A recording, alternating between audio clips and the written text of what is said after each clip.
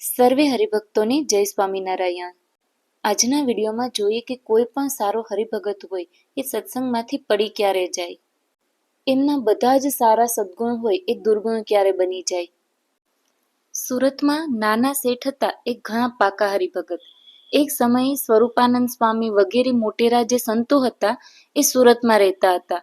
તે બધા બીમાર પડ્યા ત્યારે તે નાના શેઠે તે સંતોની સેવા મૌન, કર્મ, વચનથી અને સાચા દિલથી કરી.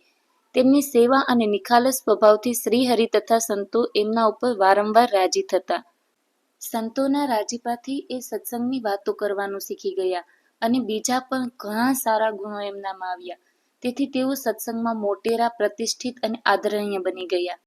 પરંતુ સમય જતાં બાજી પલટાણી. પ્રથમ તો તેઓ શ્રીહરિ અને સંતોને મહાન માની તેમને રાજી કરવાના તાનથી સેવા કરતા. તે સત્સંગની વાતો કરતા, પરંતુ મોટાઈ મળતા રાજીપો મેળવવાનું તાન એમને છૂટી ગયું અને સદ્ગુણોથી મળતા માનનો સ્વાદ માણવા લાગ્યા. પોતાની જાતને તેઓ ડાહ્યા, મહાન અને સદ્ગુણી માનવા લાગ્યા ને જે સંતોની સેવા કરી હતી તેમને બુદ્ધિરહિત માની તેમનો દોષ લેવા લાગ્યા. હરિભક્તોને પણ પોતાનાથી તુચ્છ માનવા લાગ્યા અને એમની સામે ક્રોધ કરવા લાગ્યા. આમ સદ્ગુણોનો હેતુ બદલાતા એ જ સદ્ગુણોએ તે શેઠની માઠી દશા કરી નાખી. એકવાર ગઢડામાં પાણાના ગાડા આવ્યા ત્યારે શ્રીજી મહારાજે સંતોને પાણા ઉતારવા માટે બોલાવ્યા. ત્યારે બધા સંતો આવ્યા, પરંતુ એક સંતને ભજનનું તાન હોવાથી માળા ફેરવવા માટે બેસી રહ્યા. આ જોઈ અને મહારાજને બિલકુલ ગમ્યું નહીં. અલૈયા ખાચર દૃઢ બ્રહ્મચર્ય પાળતા અને ઘણા લોકોને સત્સંગ કરાવતા હતા, પરંતુ એ બધું શુદ્ધ ભગવાનને રાજી કરવાના હેતુથી નહોતું થતું. ભેગું છૂપું શેતાન માન પણ કામ કરતું હતું.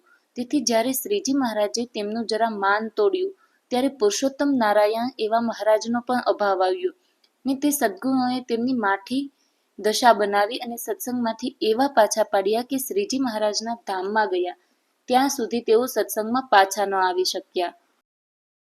શ્રી હરિચરિત્રામૃત સાગરમાં કહેલ છે કે જેમ પૌષ્ટિક અને સ્વાદિષ્ટ ભોજન સ્વાસ્થ્ય, બળ અને સુખ આપનારું છે, પરંતુ તે જો ક્યારે, કેટલું અને કેવી રીતે લેવાય વગેરે બાબતોનું જ્ઞાન ન હોય તો જ ભોજન અપચય બનીને ઝેર થઈ જાય.